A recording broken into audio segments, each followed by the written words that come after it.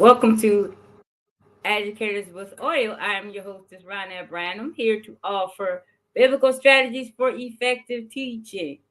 Thank you, as always, for joining in today. I appreciate you coming and look forward to the insights and wisdom and the strategies that you receive today from our guests. And our guest is today is Teneice Kirby, and I'm so excited. She is a special ed teacher. She lives in Nashville, and we were just talking about different skills and strategies that students need just when they get out of high school. So that is something that's exciting. But at the same time, she's in an exceptional classroom.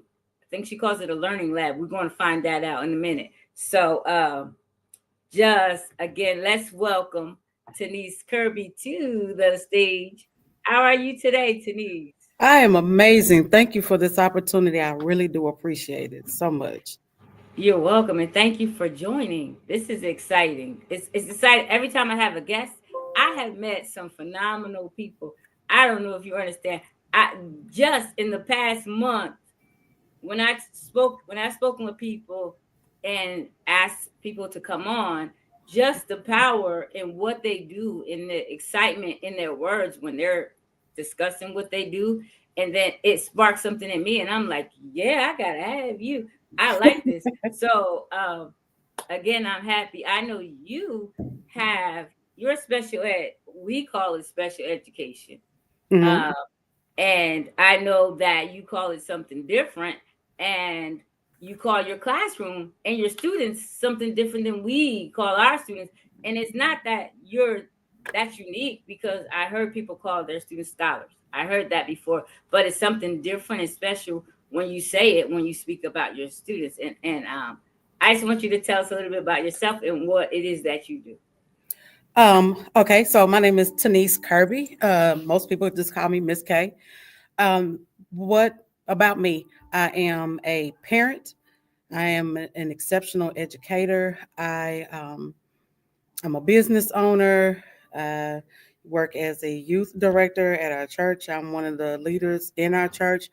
I'm a mentor. I wear a lot of hats. Like I wear a lot of hats. How I got into actually with special education, how I became a special educator was because of my sons. So my sons had certain challenges as well, and so what I did was I wanted to learn more. I wanted to learn how to support them. What did they need? And so this was way before I even went to school. I just decided, let me just read, let me ask some individuals and find out what's going on. And then one of their teachers said, "Hey, you have a knack for teaching." And I was like, I don't like kids.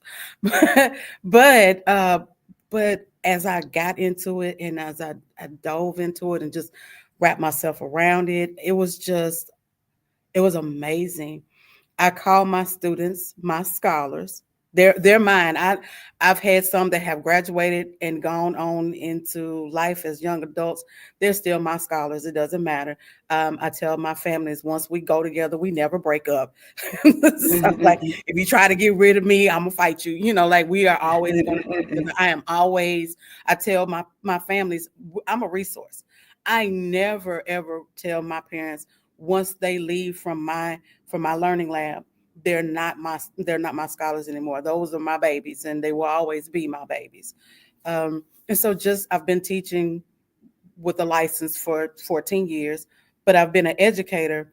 My oldest son is 31, so I've been an educator for 31 years Oh, because what how I look at teaching and education and being an educator, those are two different things in my viewpoint.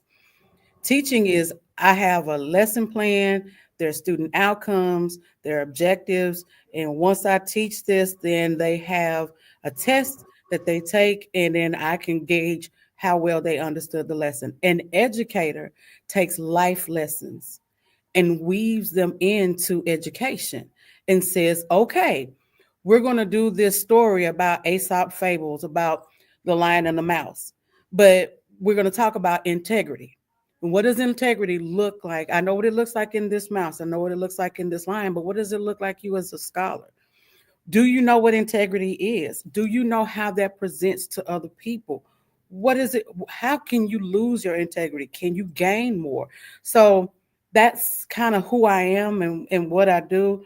In every aspect, in every arena, I'm educating. I don't literally. There are no days off from me. Oh I yeah, am yeah. forever doing this.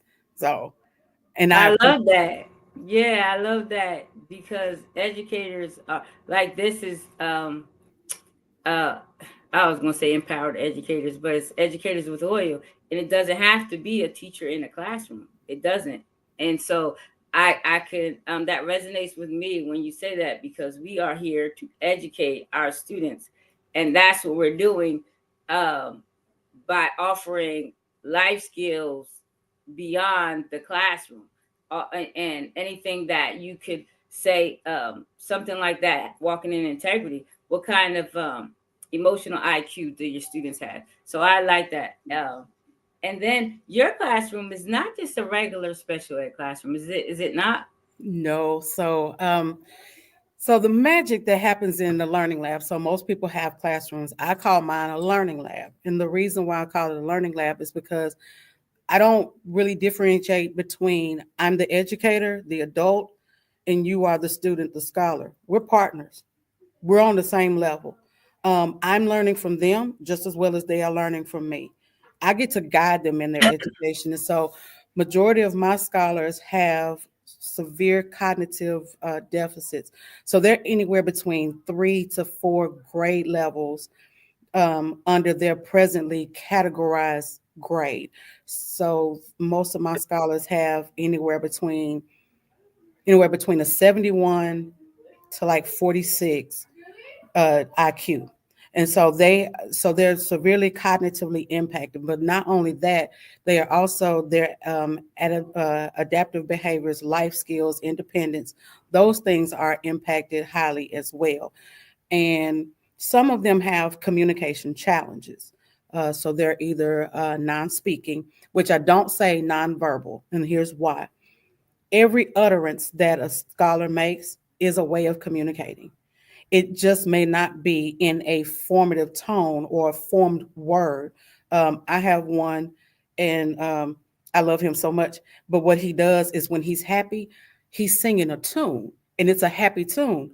But if he is mad and frustrated that I am making him work, it's not. It's a growl. But he's still telling me, "Oh, I'm in a good place in a good space." But when he's growling, I'm like, "You're not happy." But that's okay. We're gonna push through it. And so, and then also, like I said, so it's those three things which changes their trajectory when they are graduating from high school. So my scholars will graduate with a certificate of completion. They won't graduate with a high school diploma or a special education diploma. So that's the challenge once they leave from high school. Where do they go? Like, are there programs that are set up for them to have a college experience and not necessarily get a college degree?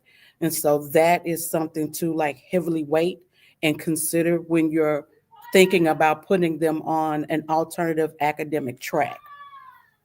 And so that's my learning lab, my scholars that I have. I can't hear you. I was coughing, and so I turned off my mic, and so I'm like, I'm coughing too much. So okay, so that's interesting to know. So you have high schoolers or middle school? I What? have middle school. So when I understand it's a special education and they're low IQ, so they would not be able to pass these high school tests, equivalent even a GED, those tests that come with that. So there is something a gap, but do they all leave with a program set like that they can go into, like a work program that they can actually get into? Because I remember Walmart used to have something where they had greeters and things like that. So is there some kind of path or program they can get into once they leave high school? Yes. So in most schools, and it depends on like what they name it, but it's called work-based learning. And so what they do is different school systems partner with different entities. So it may be a Walmart, or it may be a hospital, or just, just things of that nature, those type. And it's more of a job where they do repetitive work. Mm-hmm. And so you know that if on Monday from 9 to 4 or whatever the case may be, they're opening a box. So I'm opening a box. There's a shelf. I take these things out of the shelf. I match them up to the shelf. And then I go back. I get another box. I open the box. I match the things to go on the shelf. I go back and get another box. So that's repetitive, but it Mm-hmm. also that builds their self-esteem. That also builds their independence, because not only what are they learning is I can do a task. Yeah. I have value. I have worth. I can earn money. Like I don't have Yeah. to bug my parents, to give me money. I can earn my money. I can learn how to do my schedule. I know that if I wake up at 7 o'clock in the morning and I'm supposed to be at work at 9 o'clock, it doesn't matter what I'm doing. I know by 9 o'clock I need to be at my job ready to work. And so Yeah. those things that they learn in middle school all the way through high school and through a work-based learning program, that teaches them to be able to go out and have those skills, which most people call soft skills. We call them life skills, because it's part of life, being able to do Yes. that. And so that teaches them that. It also teaches them money management, like understanding that if I have 5 ones, it's the same thing as having a $5 bill. I don't have more Mm-hmm. money because I have 5 ones. I have Yeah. the same amount. Teaching them what bills are, and that they come every month. Like a home doc, they are scheduled. This is what this looks like. And so it just really depends on your school district and the partnerships that they have. Um, Oh. Here in Nashville, there are two schools. One is Peabody College, and the other one is David Lipscomb. They both have a program. It's a 2-year program where students who are neurodivergent and very cognitively severely impacted, they can go and get the college experience and be able to be on campus. They have people that check in with them and walk them through their classes and things of that nature. So they do have that experience, that they are able to experience college life. And so they're not just automatically shut out because they have this. What a lot of people don't know is, if a child has an IEP, which is an individualized education plan, if a Uh, child has an IEP, no matter the severity of the impact, that goes to college with them. So if yeah. we had a child that had ADHD and they qualified under other health impairment, that goes to college with them, because they still need those supports that they had, those Mm-hmm. accommodations. If you have a scholar who has where they need a scribe for them to write them because they have a physical disability, then guess Yeah. what? That goes to college with them. And there's Okay. somebody that will write for them, or they will teach them, or they will have some type of device that will capture whatever that professor is saying in the classroom, so they are not locked out of their educational experience. But a lot No, you a lot like of that. parents don't know that. Yeah, I know somebody in college. He was in college. He was in grad school actually, and he had an IEP. And he Mhm. was in the military. I don't know if he came because of the military, but he did, and he used that. And I was like, okay, I didn't understand, but now I understand. Like you still need those supports. I like that. So can you give us like a typical day in your classroom? Because you said when you say low IQ, I think like low IQ. I don't know what that actually the numbers are, but then I wonder, um, are this all the students able to perform and do what it is they need to do in the classroom or that you're asking of them? And then if they're not, how do you support that student? What happens? So if you could just, what is a typical day like of a student in your class? So they come to school. We're a public middle school, and so they get here about 8:40 ish somewhere. but our day starts at 9 o'clock. Um, we let them say, do all the announcements and everything because I'm not going to try to talk over the announcements. But once they're done with the announcements, what I do is I set the schedule for the day. And so I talk to them and I say stuff like, okay, here's what we're going to do. Just for this particular period, we're going to do math. In math, what we're going to do is addition and subtraction. Okay. I was like, that's all I'm going to give you for right now. I'm not giving you anything more than that. And then we say the creed. Now, there's a creed that we have every single morning. Even if I'm not here, I call in and they put me on speakerphone so I could say the creed with my scholars because it is important for them to understand that they believe in themselves, not just that we believe in them. So the creed goes just like this. In 115, we were designed to do hard things. In 115, we were created to do hard things. In 115, our destiny is to do hard things. In 115, I am sacred, I am valued, and I am purposeful. Everything that is owed to me will be given to me because I will work hard for it. My success does not look like my friend's success, and that is okay. In 115, I was destined for greatness. In 115, I was destined to be great. In 115, I will be great here and beyond. That is the creed. We say it every single morning. Like, just like most schools say the pledge, have a moment of silence, then the administration comes on and does their Mhm. announcements. That's our creed. And we Is say it. that is that too much? They understand what you're They saying, repeat. They repeat after me. So and I'll they say a sentence, and they understand okay. because they have gotten that from day one. Matter well, actually before day one. So when we had like meet the teacher night, Uh-huh. um, I started saying it in front of the parents. I was like, "You're a scholar," and that was the first time. Well, for my returning parents, it's not the first time, but for my first time parents, that was the first time them hearing me say scholar. Yeah, So yeah. your scholar will say this every morning. And I said it to him. And I said, every day, whether I'm in here or not, your scholar is going to say this. I will call in if I am not here and say this with them because I believe in everything that is due to them that they shall have and will have.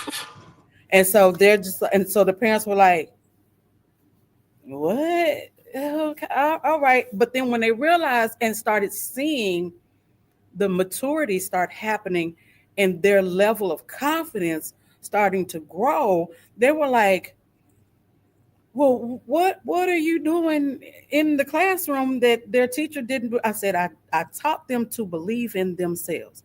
They know I believe in them, but they needed to learn how to believe in themselves. And that is not in the curriculum.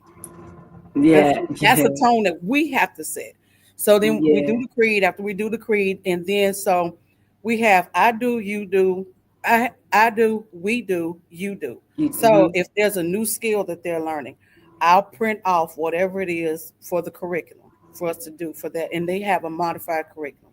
I print that off, and they do notes. So they're working the problem out while I'm working on this wonderful board behind me while I'm Uh-huh. working it out on the board. They're following the steps. For those that can write, they write. For those that need a scribe, someone is doing the scribe for them, but they're talking to them and going, okay, step one is this. Step two is this. Step three is this. But I'm saying step one is this. So they're repeating what I'm doing. Then after we do that, now I said, now you do. So I'll leave one open for Yeah. them to do themselves on the paper, not where they're going to get the grade, but on the paper so they have the practice. Then I'll say, check, check. And so I'll say, you are to get your computer, headphones, and open up your laptop. Check. And they tell me, check. And they go get their stuff. And once they come back, they sit down. You'll see them put their headphones. You'll see them logging into their computers. Those that need help, they get the help that they need. And we're off and running. That's math. And that first part of the day takes about 15, 20 minutes. Our class periods are 55 minutes. So they've already got whole group instruction. They've already gotten a practice. Now they're doing the actual lesson that's on the computer that they have the notes to do. Yeah. So I intentionally set them up for success. I never, ever, ever set my scholars up to fail. That is not an option. Yes, you will fail because you will learn and you will make mistakes. But however, if it is a new thing, I'm going to teach you what this new thing is. I'm going to release you to make whatever mistakes that you make. We're going to correct those and we're going to move forward. Yeah. You know what? How you have it set, this is not you it it's for a special education classroom, right? But this is Yes, for ma'am. every classroom that Yes, ma'am. have to have routine set in order for the students to see, know what they could do, know what to expect. You have every teacher should have that I do, we do, you do. That should be the norm. It should be the norm. And it's especially with math. And then because they get to these steps, I don't say this is step one. We say, I go over it however it's taught with the curriculum. But to say that, like, just say we're doing 2-digit addition with regrouping, to know that we have this first step is to add the ones. Step two is add the tens. I would say add the ones and then the tens, or you could add the tens and then the ones. It doesn't matter, but no, they need to have that consistency with those steps. I like that. These are strategies that every teacher can walk away with, not necessarily I'm in a special ed, because we all have students that have some kind of um, challenge that we need to start a routine for them in order to have success. I love that. Well, I mean, and one thing that if nobody walks away with anything, walk away with this. All scholars, all scholars are Gen Ed students first. All scholars. No scholar enters in any learning institution with an automatic label of special education. It doesn't happen. There are assessments that have to happen, there are meetings that have to happen, and there are agreements that have to happen before that particular scholar is getting special education services. So every child that comes through any door of any learning institution is a Gen Ed scholar first. And so, how do you raise children? You raise children with systems, procedures, and routines and policies. That is just across the board. It doesn't matter if you're neurotypical, it doesn't matter if you're neurodivergent. Just in general, this is how you raise children. So when you take it from when you take it from the house and bring it into the classroom, if you've always walked it, then you may stumble a little bit, but that's Mm-hmm. quite all right. You'll get your footing. I have my sons are 31 and 29, and I know they will be like, Mama, leave us alone, keep us out of this. But my sons are 31 and 29. Here's some things that I don't have in my house: grandchildren. Here's some things that I don't have in my house: foolishness. Here's some things I don't have in my house: young black sons with a criminal record. Here's some things that I don't have in my house: a dropout. Here's some things that I do have in my house: college graduates. Here's some things that I have in my house: high school diplomas. Here's some things that I have in my house: business owners. Here's some things I have in my house: they have jobs where they 9 to 5. They are neurodivergent. My oldest son has a functional delay, so intellectual disability and ADHD. He developed a seizure disorder when he was 18. My youngest son has Asperger's. He has autism, ADHD, and anxiety. But Did you hear what I said I had in my room, in my Yeah, house? yes, yes. And the reason why I had it in my house: systems, policies, routines, and procedures. I don't. My sons went to school every year with a binder. I was like, this is their operating manual. Here's their IEP. Here's a biography about them. Here's some things they love to do. Here's emergency contacts. Here's some strategies that work for them. If they have communication breakdowns, this is what this looks like. And if you follow this playbook, I am your best dream.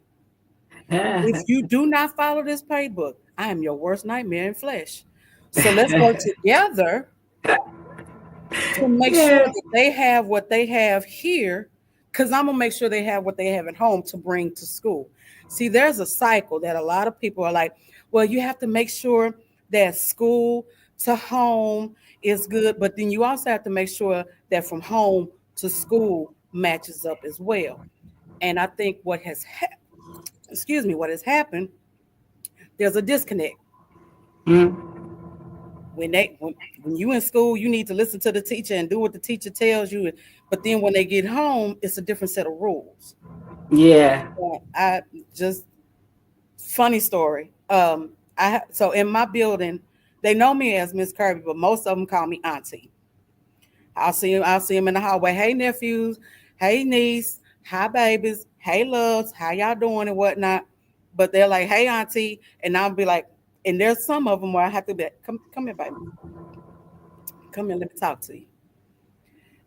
Man, they were getting on my nerves. I know, ugh, children, that's what they do. They get on your nerves. And so I was like, what's the problem? Man, so and so was talking about they was gonna hit me. I said, they say they were gonna hit you. Did they hit you? Nah, but my mama said that if they put their hands on me, then I'm supposed to drag them. I did like this. I said, and at home you can, but not here. Yeah. I'm going to honor what your mother tells you, but I'm gonna need you to understand the context of when your mama tells you that that's home. But when you're in this building, anybody that looks like me that gets a paycheck from the school district, that is their job, not to drag a kid, but to step in so you don't Yeah. crash out. I need you to opt out and not crash out. Because more often than not, our scholars, they are just dealing with so much. COVID did a thing on them. And they are just, ugh, they are so, they're like, their lids are flipped. Their lids are Yeah. really good and they are in this high anxiety, high stress. But I help them take that weight off. You don't have to carry that in this building. Let me Absolutely. carry that. There are some things as an adult I can carry, baby, that you're not programmed to carry it yet.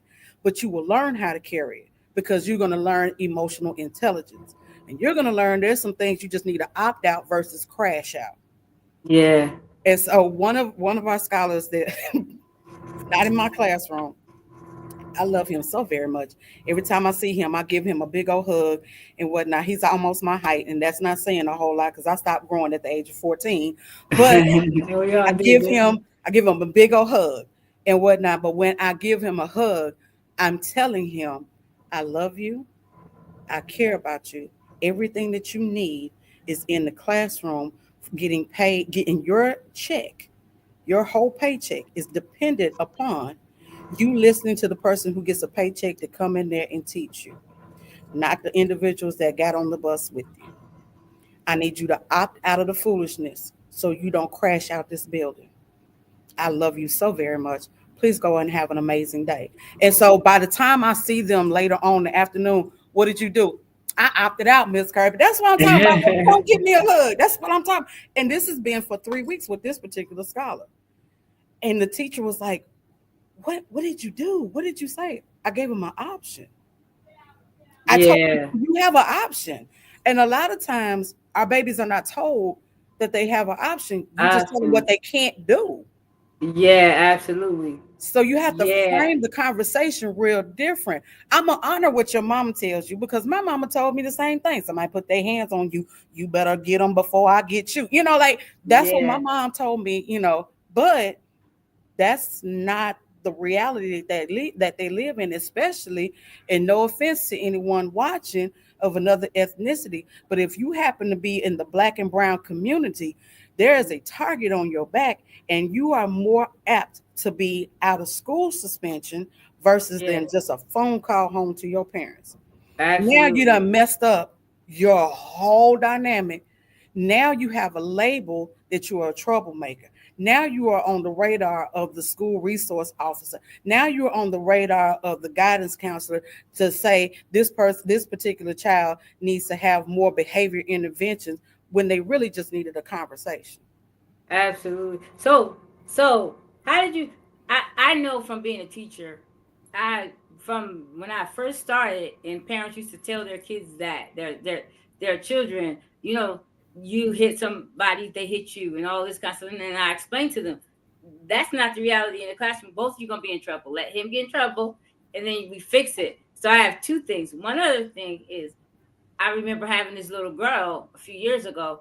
She used to fight people. If somebody got on her nerves, she would fight. Like she had no options. She had no options in her head that this is not the thing to do. So this is not I'm not telling the teacher. This is not I'm telling my mom, even though she tell her mom, but she beat the kids up. You know that and things like that. So how is this something that you learn from your children? Because you said that you started with these procedures at home, these routines at home, and these policies. So is this something you just took? Because not every teacher is this, and not every parent is that.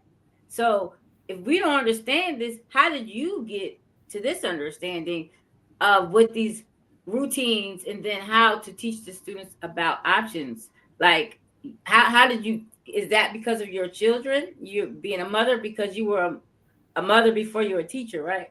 Yes. So for me, it's a little bit of column A and a little bit of column B.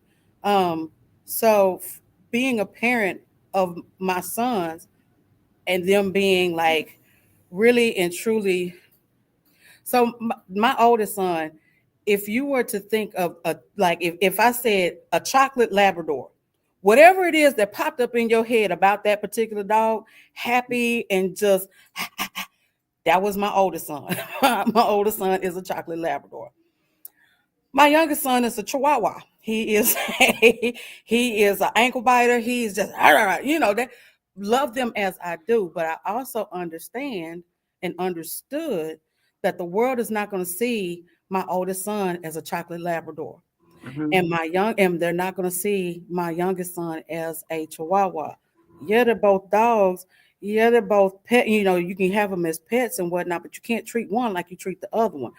And all they're going to see for my sons, because my oldest son was a little bigger and whatnot, and my youngest son would stare a hole through concrete. Pretty much, you're going to look at them as a threat. Their skin color already was a threat.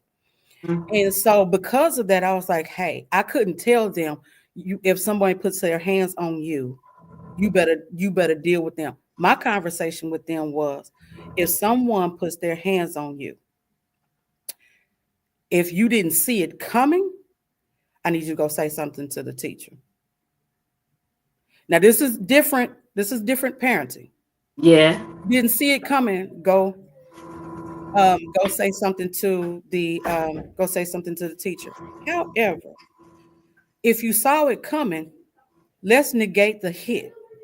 So if you see where someone has their fist up and they're getting ready to fight you, walk away. Yeah. My job is, as a parent, as their parent, was to make sure they had everything that they needed, including protection. Now, what their schools came to find out really quickly is, we want Miss Kirby to be here to help support our students and support her scholar and whatnot, because she's real nice. But if you ever sent your child to school and your child decided to put they or get ready to or try to put their hands on my child or either one of my sons, I'm going to have a conversation with you in front of the principal and in front of your child. It's going to be a very positive conversation.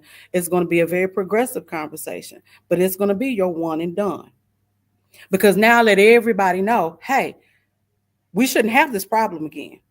Because if your child likes to put their hands on someone, you need to have them get some type of testing or some type of therapy, put them in martial arts, have them run around the block. I don't care what it is, but make Yeah, sure the skill. that my child does not get assaulted. See, and then I started changing the words. Yeah. Make sure that my children are not assaulted by Mhm. your child.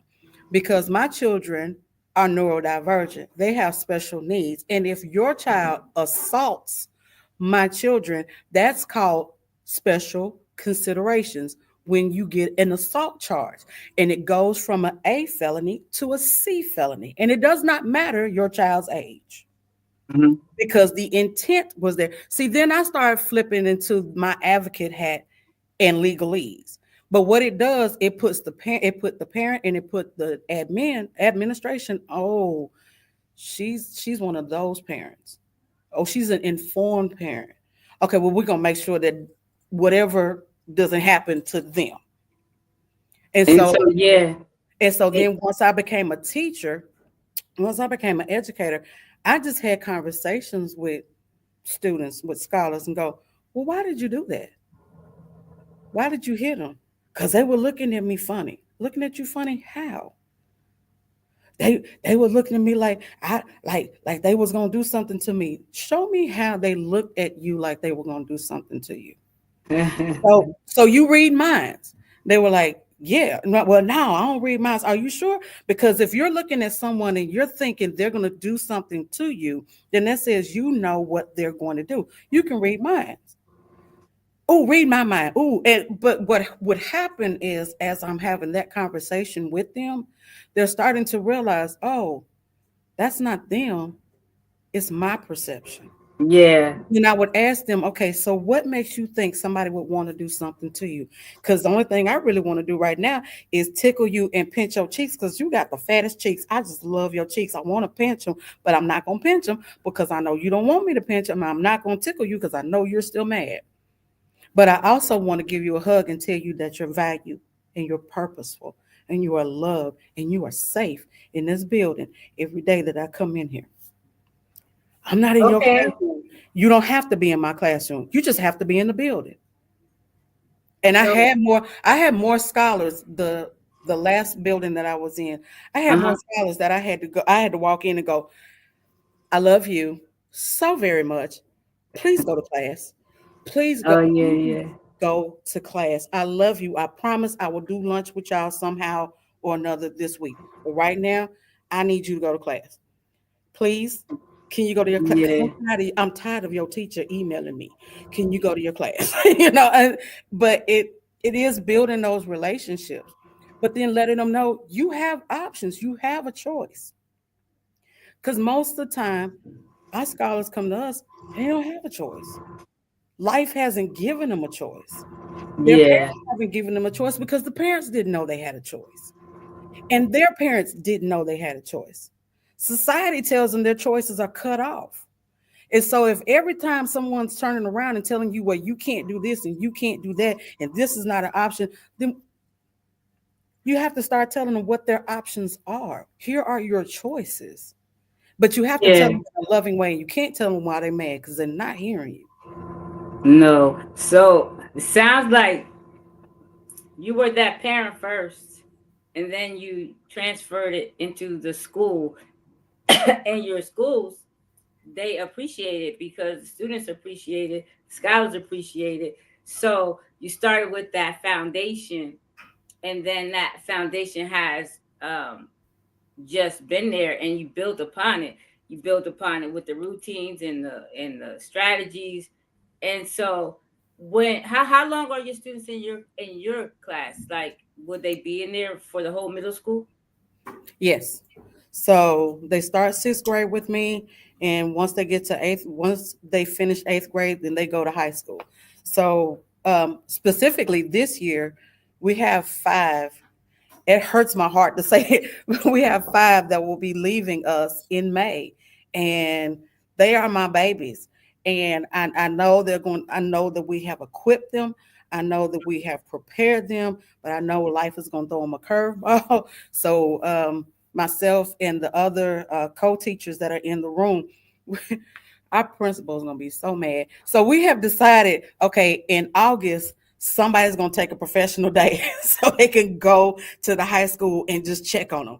And so then in September, somebody else is going to take a professional day Oh, so they can go over there and check on them. And then somebody else is going to take one. And so like we've tried to structure it that every month they will see one of us. Oh, every month. nice. That first year that they're there, they will see one of us every month. And the reason why is because we need them to understand just because we're not in the same building doesn't mean we're not on the same team. I'm not out of your life. I'm just out of your sight.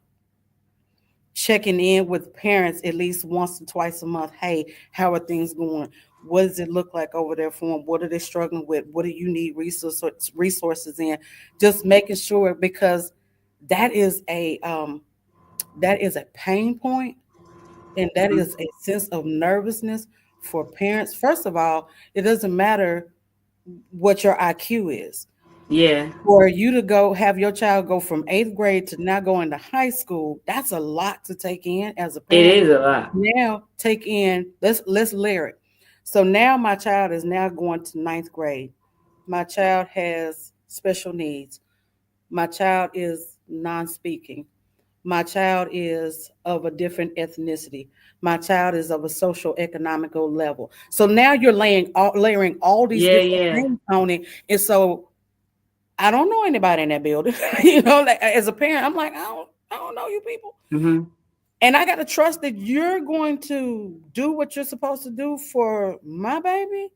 So it makes, there's a term, it's called VUCA. VUCA is volatility, uncertainty, anxiousness, and complexity. Well, complexity and anxiousness. And so the volatility of the situation is I might crash out if I think you're doing wrong with my child. The uncertainty is I don't know what to expect. The Yeah, complexity is of all the things that my child has to deal with. And I have to deal with as their parent because not only are they in high school, now I got to get them ready for life. And it makes me anxious. So all these things are piled upon a parent. And so not only do we in Learning Lab 115 feel that we need to support our scholars, we also have to check in with the parents. Hey mom, yeah, how you doing? Hey dad, how you doing? Hey grandpa, papa, how you feeling that they're over at this particular school? You know, what are you dealing with? What are you seeing? Is everything good? Do you need me to send an email? Do you need me to go to the building? What do you need? Again, like I said at the beginning, we don't break up. Once yeah, we go yeah, together, we go together. If the Lord willing, and the creek don't rise, I'm gonna be the teacher. I'm gonna be the person in the audience when they graduate who is screaming, who is holding up their sixth grade picture or their seventh grade picture or their eighth grade picture, and I'm screaming at the top of my lungs for them as if I birthed them.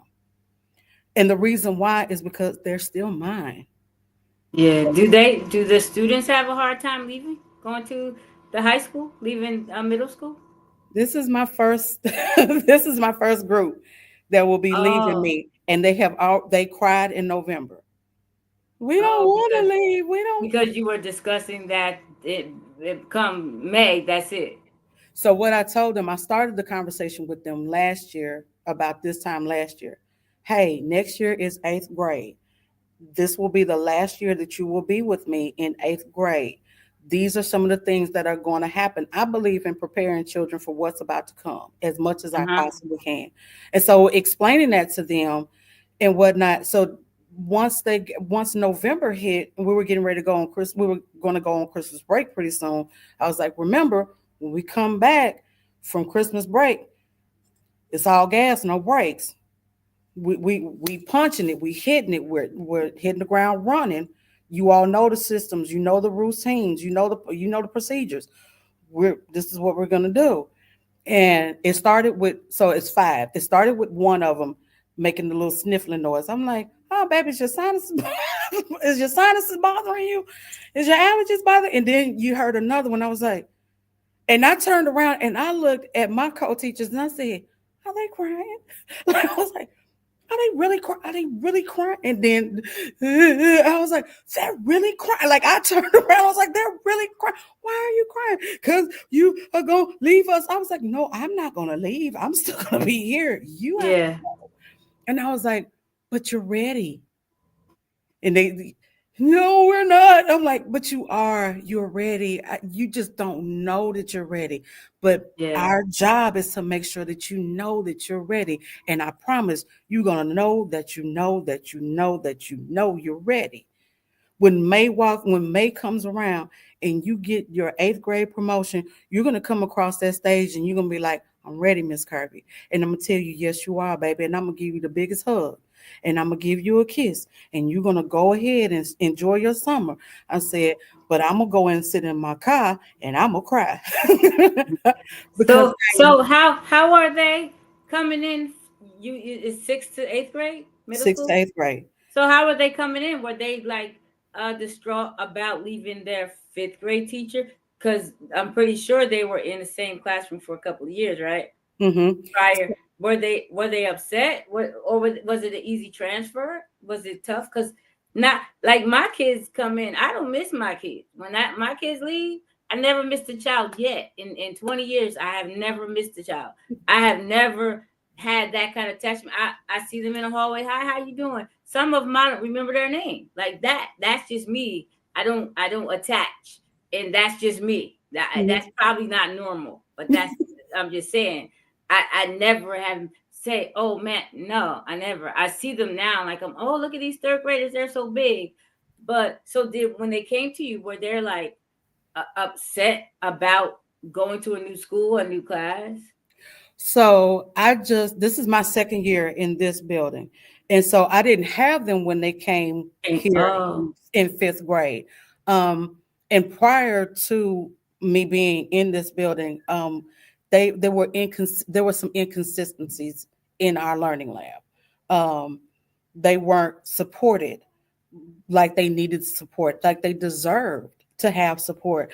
They didn't have someone that was championing them. They didn't have oh, someone that was like, I got your back. And like, not only I got your back, but I'm going to show you that I have your back. yeah. The families did not have that. And so when I came, and I was like, okay, all right. I have one and I'll use her nickname. I call her Rose. Um, so the first time that I had, and I am the educator that I will schedule my appointments on my days off or before Mhm. or after school. However, I can move around. I try not to miss a day. But for whatever reason, I could not miss a day and I had to leave early. And Rose cried. And I was like, what's wrong? And she was like, are you going to be back? I was like, yeah, I'm going to be back. But then they had to tell me that the teacher that was in the room prior to me being there left while they were at lunch and never Oh, came back. So there was a lot of attachment that like they didn't like separation anxiety. And I was like, okay, baby, I need you to understand, unless the Lord calls me home, Miss Kirby will be back here tomorrow. All my stuff is here. I'm gonna be back. And I was like, dry your eyes. I promise you I will be back. And so when I left, I went to the doctor's office. I called her mother that night. I said, hey, I'm just checking on Rose. I know she was upset because I had to leave early. And the mom was like, you calling to check on her? I was like, yes, ma'am. I said, she was upset. I mean, she was visibly crying. And I said, I don't want her to feel that way. Please let her know I will see her in the morning.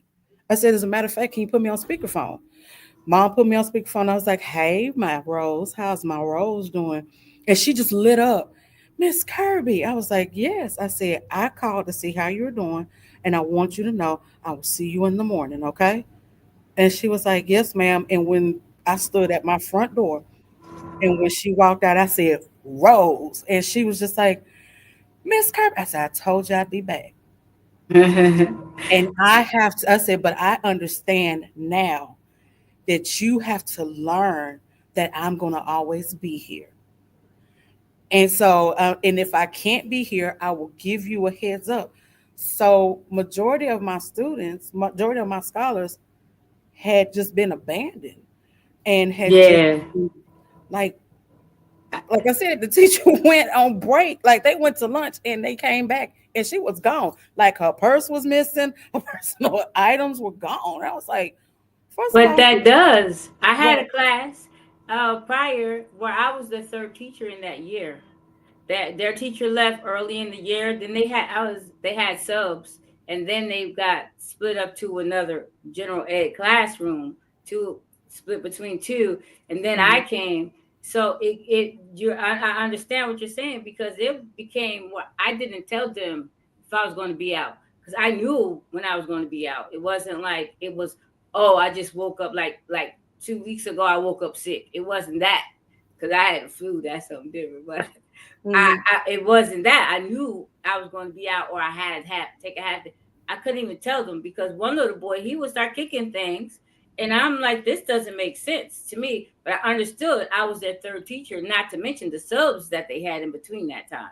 mhm, So yeah, I get that, and so it doesn't matter if it's a special ed classroom, general ed classroom. It's just that they need that consistency and that stability, uh, even in one school year. So I mhm. understand that. So is there anything else?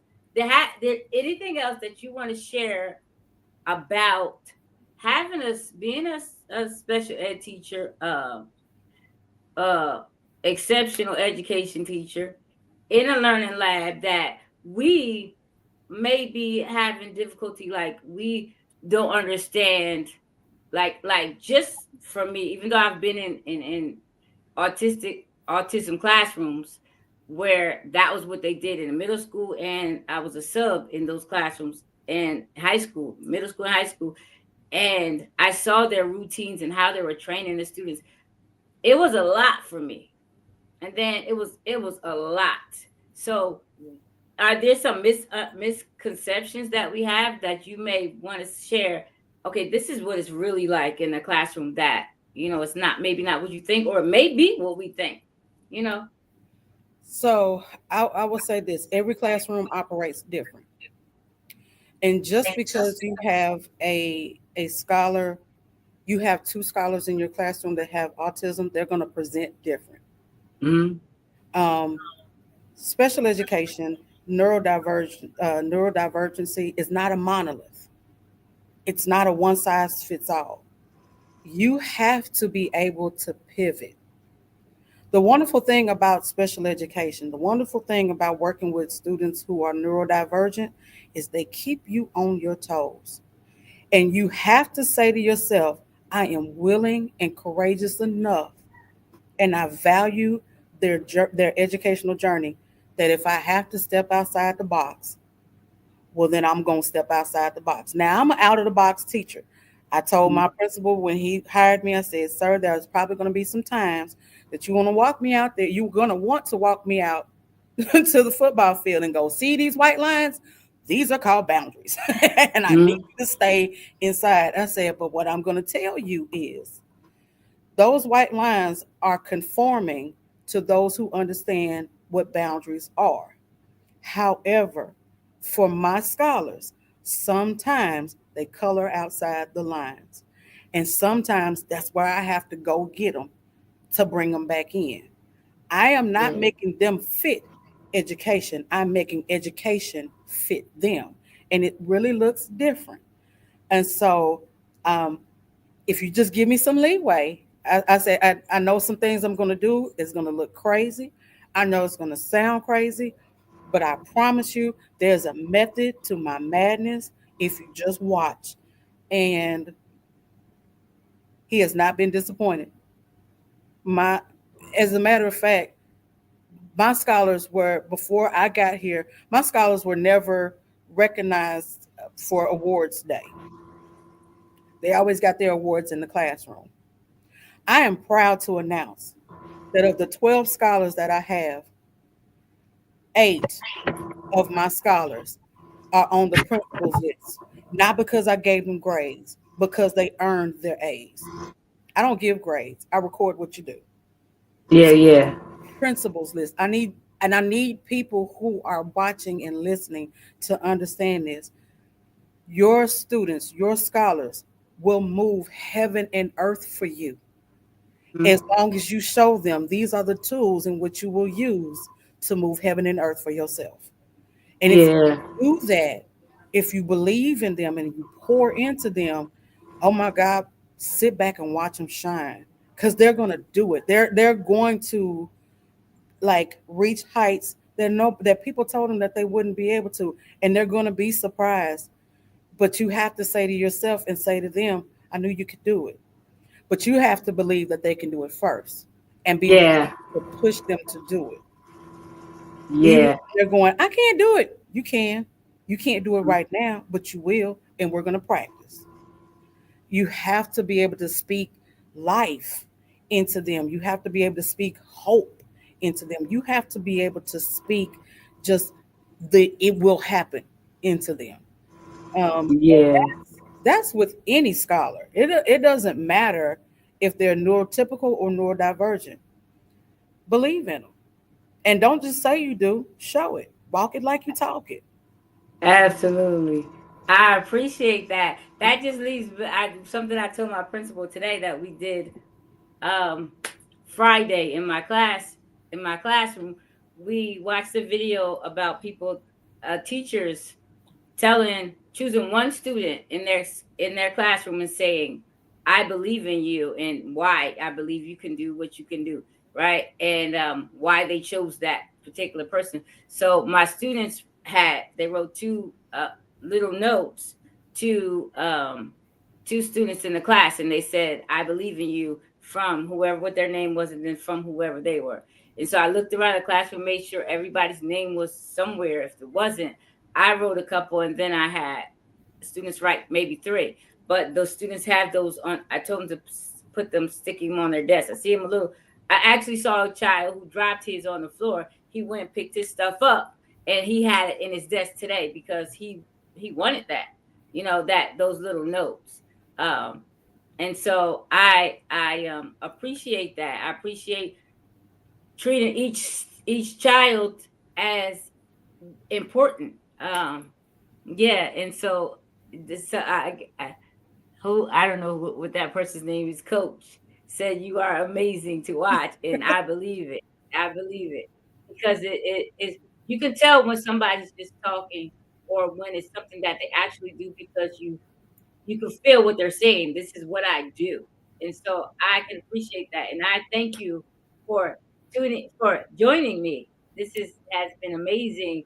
Just some insight. What I actually found out was, it doesn't matter what we title our classroom, what uh, labels our classroom have, that you still are educating those students. No matter what, you have to figure it out. You have to come up with a plan. If you don't plan, you know how they say you plan to fail. So have a plan, have routines set in place, and that's for my students, your students, everybody's students. So this has been amazing. This has been great, and I appreciate you for coming. And I put your information in the comments so people could see how to contact you, how to contact your business. And again, thank you so much. Thank you Thank for you. the opportunity. I for every last one of the people who are on with us today, whatnot. I wish you the most incredible journey with your students, with your children and whatnot. The biggest thing that I would tell you is have fun with it. I'm a goofball. We have fun, but we learn. And so when you, I actually don't actually work until I have to do an IEP meeting. Other than that, I am having a ball every day long and all day long with my scholars. So enjoy what you do, love what you do, and love and enjoy the people that you do it for. Absolutely. Thank you for that. Remember, this is Educators with Oil. I am your hostess, Ronette Branham, here to offer biblical strategies for effective teaching. And if we ever fail to mention a biblical strategy, you know, every strategy, every every principle, it comes. You can find it in the Bible. As with Miss Teneice, is raising up the children in the way they should go. When they're old, they will not depart, and that is true because she's instilling them with life skills. So remember to like, share, and subscribe. Share with other teachers. And I appreciate you. Thank you, and have a blessed day. Thank you, everyone.